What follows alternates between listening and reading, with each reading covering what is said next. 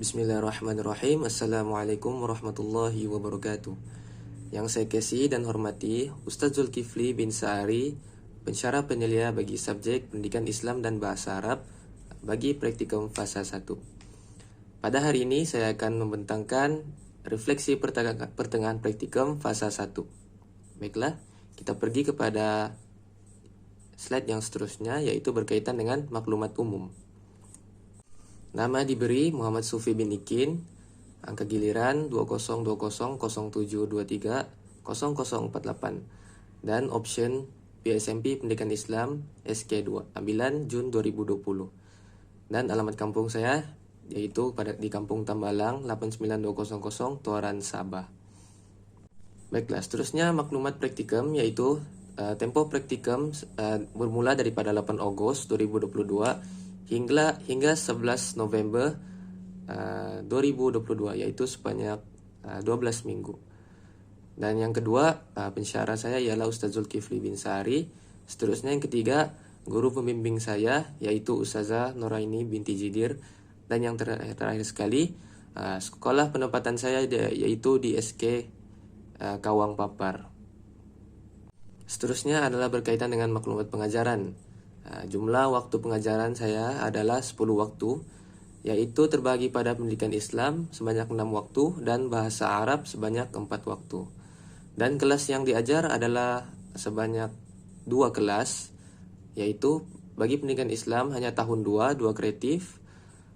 Seterusnya bahasa Arab 2 kelas, yaitu tahun 2 kreatif dan juga 3 kreatif. Dan jumlah murid keseluruhan yang saya ajar bagi subjek pendidikan Islam adalah seramai 25 orang dan juga bahasa Arab seramai 44 orang. Baiklah, seterusnya pergi kepada poin yang kedua, yaitu pengetahuan dan kemahiran sedia ada yang diaplikasikan di sekolah. Baiklah, poin yang pertama adalah berkenaan dengan strategi pengajaran yang saya gunakan dan aplikasikan semasa di sekolah. Yang pertama adalah strategi berpusatkan guru, di mana guru menjadi pembimbing ataupun fasilitator sahaja kepada murid dalam beberapa bahagian aktiviti PDP. Maksudnya di sini guru akan menjadi tunjang ataupun berperanan membimbing kepada murid-murid semasa waktu aktiviti PDP. Dan seterusnya, guru memberikan penerangan isi pembelajaran kepada murid dengan lebih terperinci. Poin yang kedua yaitu strategi berpusatkan murid, yaitu murid menerangkan murid menerangkan secara ringkas sesuatu isi pelajaran sebelum guru memulakan aktiviti PDP. Contohnya dalam set induksi. Dan yang kedua, guru akan meminta murid memberi respon ataupun melakukan aksi spontan sebagai salah satu aktiviti PDP. Contohnya dalam bagian set induksi juga. Yang terakhir, murid akan melibatkan diri dalam aktiviti PDP secara aktif. Maksudnya ini berkenaan dengan strategi berpusatkan murid. Dan yang ketiga, strategi berpusatkan bahan, yaitu menyediakan lembaran kerja dan bahan-bahan pelajaran, yaitu bahan bantu mengajar yang boleh dijadikan rujukan kepada murid. Dan yang seterusnya, bahan-bahan ini dapat membantu murid memahami isi pelajaran dengan lebih mudah serta dalam jangka masa yang lama. Oke, maksudnya murid akan berpandukan kepada bahan yang disediakan oleh guru-guru. Baiklah, seterusnya pergi kepada pendekatan yang saya gunakan, yaitu ada 4 pendekatan. Yang pertama, pendekatan didaktif bagi bidang Al-Quran, pendekatan induktif bagi bagian ulum dan juga bagian ulum. Yang seterusnya adalah pendekatan elektif. Dan yang terakhir adalah pendekatan tematik bagi bidang jawi. Dan 4 pendekatan ini saya gunakan dalam aktiviti PDP sewaktu di dalam kelas. Baiklah, seterusnya kita pergi kepada kaedah dan teknik pengajaran yang saya gunakan sewaktu aktiviti PDP di dalam kelas. Yang pertama, saya menggunakan kaedah ataupun teknik demonstrasi, yaitu guru menunjukkan cara bagaimana sesuatu perbuatan atau aktiviti itu dilakukan. Yang kedua, guru menunjukkan tata cara mengambil wudhu. Sebagai contohnya mengambil wudhu, cara menyanyikan lagu, dan cara menulis tulisan jawi dengan betul. Maksud itu adalah salah satu contoh yang saya gunakan semasa waktu aktiviti PDP dalam kelas. Dan yang kedua adalah kaedah didik hibur, yaitu berlakunya penerapan hiburan dalam pengajaran dan pembelajaran. Sebagai contoh, saya gunakan nyanyian lagu, pantun, dan kalam jama'i, bicara bernama bagi subjek bahasa Arab. Ini lebih kepada supaya murid lebih ingat dengan kaedah-kaedah didik hibur. Yang saya selalu gunakan adalah kaedah nyanyian. Dan yang ketiga, seterusnya adalah kaedah dan teknik soal jawab dan ataupun sumbang saran, yaitu guru akan memberi soalan manakala murid akan menyumbangkan ide. Dan seterusnya guru menjalankan aktiviti sumbang saran untuk melihat sejauh mana kefahaman murid tentang sesuatu perkara yang guru akan sampaikan. Yaitu kita boleh lihat kekuatan dan kelemahan murid dalam memberikan ide. Dan seterusnya teknik ini turut berupaya meningkatkan kemahiran berpikir murid berdasarkan soalan mudah kepada susah. Maksudnya murid akan berpikir, akan mencari jawaban dengan cara dan kaedah mereka sendiri. Maksudnya teknik ini sangat berkesan dalam sebagai contoh dalam langkah set indaksi ataupun langkah 1. Oke. Seterusnya sambung kepada teknik pengajaran, yaitu saya gunakan aktiviti berkumpulan. Aktiviti yang melibatkan sekurang-kurangnya 5 orang dalam satu kumpulan. Oke. Biasanya berlaku perbincangan sesama mereka, sesama murid, dan pembentangan dan kuis berkumpulan akan dilaksanakan selepas perbincangan murid-murid. Ini biasanya akan mengasah lagi kemahiran berkomunikasi dan kemahiran kepimpinan murid dalam kumpulan. Dan seterusnya yang terakhir adalah teknik bercerita. Guru menggunakan teknik bercerita untuk mewujudkan suasana proses PDP yang menyeronokkan. Murid akan lebih fokus serta dapat mudah mengingat isi pelajaran yang disampaikan oleh guru. Dan teknik ini kerap digunakan dalam bidang siroh dan juga bidang adab. Sewaktu bercerita ini, murid akan senyap dan akan fokus dengan cerita yang disampaikan.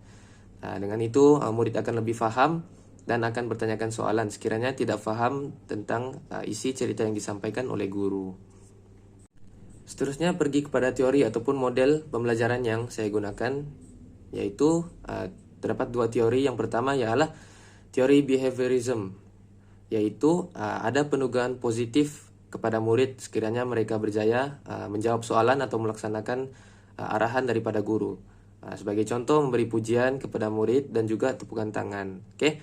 Dan seterusnya yang kedua, teori behaviorism, yaitu behaviorism memberikan ganjaran, yaitu memberikan hadiah berkumpulan ataupun individu.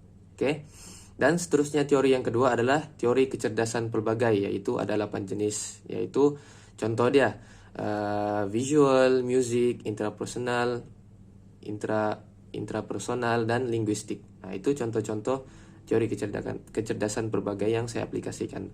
Dan seterusnya adalah model pembelajaran, yaitu model assertive Cantor, yaitu yang pertama menerangkan keperluan dan kehendak murid. Oke. Sebagai contoh menggunakan peraturan, yaitu ada persetujuan daripada murid. Contoh dia, saya sebagai ustadz akan melakukan ataupun menarik perhatian murid supaya fokus ke hadapan. Saya akan cakap 2 kreatif dan murid akan respon fokus sambil mengangkat tangan. Dan melalui kaidah itu murid akan mengalihkan perhatian sepenuhnya kepada saya di hadapan. Seterusnya yang ketiga, kita pergi pada poin yang seterusnya, yaitu pengetahuan dan kemahiran baru yang diperolehi oleh saya semasa di sekolah. Oke, apa yang baru bagi saya di sekolah, yaitu dari aspek pengetahuan, saya dapat belajar dan dapat tahu gaya belajar murid adalah berbeza-beza dan tidak sama antara semua murid. Oke, jadi oleh itu guru perlu menjadi lebih kreatif dan fleksibel untuk memastikan setiap murid mencapai objektif pembelajaran dengan baik dan betul. Maksudnya guru kena jadi tunjang untuk memastikan murid-murid ini dapat mencapai objektif dengan cara yang betul. Disebabkan gaya belajar murid-murid ini yang tidak sama semuanya. Oke. Dan dari segi aspek pengalaman, saya dapat menjadi sebahagian sukarelawan dalam program ataupun aktiviti sekolah. Sebagai contoh dia, program perkemahan sekolah, kembes dari sorat, dan gotong royong sekolah. Dan yang ketiga, dari aspek kemahiran, saya dapat mengetahui dan mengaplikasikan strategi pengajaran yang bersesuaian serta berkesan dengan tahap kemampuan murid yang diajar. Seperti yang saya katakan dengan poin pertama tadi, yaitu gaya belajar murid yang berbeza-beza. Jadi sebagai guru kena bijak untuk memilih strategi atau strategi pengajaran ataupun keadaan teknik yang sesuai dalam kelas semasa aktiviti PDP supaya murid dapat faham dan menerima isi pelajaran dengan baik. Oke, selebihnya pula dan seterusnya pengetahuan dan kemahiran baru yang saya perolehi. Pertama sekali yang saya dapat adalah dari segi pengurusan co-curriculum, yaitu saya mengikuti unit uniform pengakap dan persatuan kelab kompang. Yang kedua, saya mengetahui strategi pengajaran yang sesuai mengikut keupayaan murid. Ini seperti yang saya katakan tadi sebelum ini. Yang ketiga, mengetahui cara pelaksanaan program sekolah. Maksudnya ini seperti yang saya cakap tadi juga, kami menjadi sukarelawan ataupun membantu sekolah untuk melaksanakan program serta aktiviti sekolah. Sebagai contoh, perkemahan unit uniform dan hari kemerdekaan sekolah. Yang keempat, menjadi guru pembimbing dan fasilitator dalam program sekolah, yaitu kami sebagai guru pelatih menjadi fasilitator dalam camp kepimpinan sekolah, camp kepimpinan pelajar di sekolah. Yang kelima, saya dapat mempelajari dan mengamati budaya sekolah, yaitu TS25. Dan yang terakhir, terlibat dalam proyek sekolah, yaitu proyek Tasmik Celik Al-Quran yang dilaksanakan dalam kalangan darjah 6 sahaja. Seterusnya poin keempat, yaitu berkaitan dengan ilmu binaan dari inovasi yang dihasilkan semasa di sekolah. Oke, baiklah. Inovasi yang pertama yang saya lakukan adalah berkaitan dengan inovasi lagu dalam subjek Bahasa Arab tahun 2, yaitu dalam tajuk Uhibbu Usroti. Dan lagu yang digunakan semula adalah intonasi ataupun alunan lagu Bangun Pagi Gosok Gigi. Dan berikut adalah lirik lagu tersebut. Lirik lagu ini sangat mudah difahami oleh murid karena ia merupakan pengulangan 2 kali lirik berkaitan dengan Uhibbu Usrati. Baiklah, seterusnya kita pergi kepada pernyataan masalah, langkah dan kesan terhadap inovasi lagu bahasa Arab yang saya lakukan ini. Yaitu yang pertama, bagi pernyataan masalah, murid sukar untuk mengingat melodi lagu dan lirik perkataan bahasa Arab. Terdapat segelintirlah murid yang susah untuk mengingat lagu tersebut. Jadi sebagai langkah yang saya lakukan, langkah dalam inovasi ini adalah sebagai pengukuhan dan pelbagai kemahiran, yaitu kemahiran mendengar dan bertutur, dan membaca dan menulis. Dan kesan daripada inovasi ini, murid boleh mengingat maksud perkataan bahasa Arab dalam bahasa Melayu. Sebagai contoh, dalam tajuk Uhibbu Usrati, yaitu berkenaan dengan keluarga, ibu bapa, adik, abang, kakak, pakcik, makcik, atuk dan nenek. Dan seterusnya, murid boleh tahu cara mengejak, boleh diingat terutama baris dan perkataan. Dalam lirik yang saya berikan kepada murid terdapat juga baris dalam perkataan-perkataan bahasa Arab, supaya mereka lebih mudah untuk mengingat dan membaca serta menyanyikan lagu tersebut. Jadi hasil daripada inovasi ini, murid lebih paham dan tahu berkenaan tajuk tersebut. Baiklah, seterusnya pergi kepada inovasi yang kedua yang saya lakukan pada subjek pendidikan Islam tahun 2 berkenaan tajuk bacaan wajib solatku. Jadi saya menggelar inovasi tersebut sebagai papan hijau. Kita boleh lihat gambar dalam slide tersebut. Apa yang murid perlu lakukan dengan inovasi tersebut, yaitu pertama, murid perlu mengenal pasti susunan bacaan wajib dalam solat, dan murid perlu memilih dan meletakkan dahulu satu jenis bacaan wajib dalam solat. Maksudnya murid akan cabut satu jenis bacaan wajib dalam solat dalam sampul surat di bawah tersebut. Dan seterusnya, murid lain perlu lagi memilih satu gambar serta perbuatan bacaan dalam solat dan lekatkan di tempat susunan yang sesuai, seperti dalam gambar tersebut. Baiklah, seterusnya kita pergi kepada pernyataan masalah, langkah dan kesan bagi inovasi yang kedua ini. Bagi pernyataan masalah, murid sukar untuk memahami cara penggunaan serta permainan. Maksudnya peraturan permainan ini terdapat murid yang sukar untuk memahaminya, dan seterusnya terdapat murid yang kurang memahami susunan nomor serta tempat yang betul. Jadi ini adalah pernyataan masalah dan terdapat segelintir murid yang kurang paham dan sukar untuk menjalankan aktiviti tersebut. Dan yang kedua adalah langkah, yaitu inovasi ini adalah sebagai pengukuhan kepada murid untuk lebih memahami susunan serta atur cara yang betul, yaitu cara bacaan wajib sholat dengan betul. Oke. Dan kesan daripada inovasi ini, murid boleh mengingat susunan cara bacaan wajib dalam sholat dengan betul dan cara pelaksanaan bacaan wajib dalam sholat dengan tepat. Maksudnya dapat membantu murid lah dalam memahami tajuk ini. Seterusnya pergi kepada poin yang kelima dan yang terakhir, yaitu komen dan reaksi pengajaran mengajar di sekolah. Oke, pertama kita pergi kepada komen dan reaksi dari aspek kekuatan semasa saya di sekolah. Yang pertama adalah komunikasi, interaksi, dan intonasi suara yang sesuai dan berkesan untuk murid semasa menjalankan sesi PDP. Semasa di kelas, saya dapat menggunakan komunikasi interaksi yang baik dan juga intonasi suara yang baik supaya murid dapat memahami isi pelajaran yang disampaikan. Seterusnya, dari segi kecekapan mengendalikan aktiviti dengan lancar. Dan yang terakhir, kekuatan kepada keupayaan mengawal kelas dengan baik dan teratur. Oke. Yang kedua, kita pergi kepada kelemahan. Yang pertama yaitu penglibatan serta sumbang saran murid dalam aktiviti PDP tidak secara menyeluruh.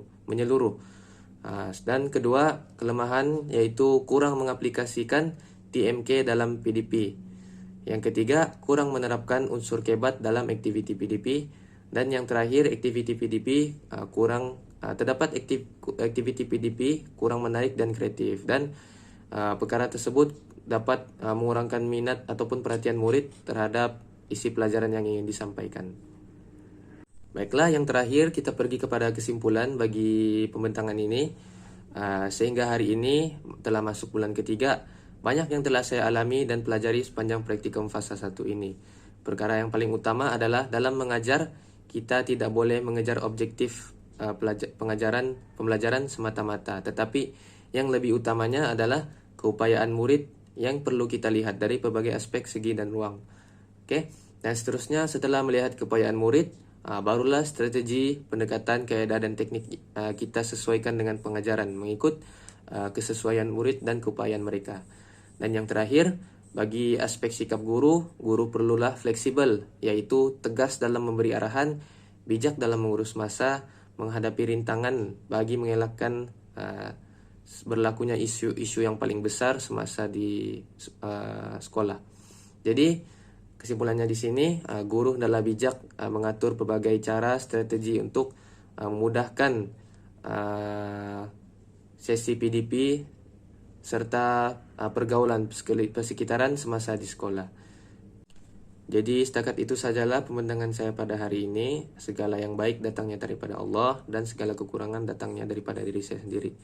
Syukron. Assalamualaikum warahmatullahi wabarakatuh.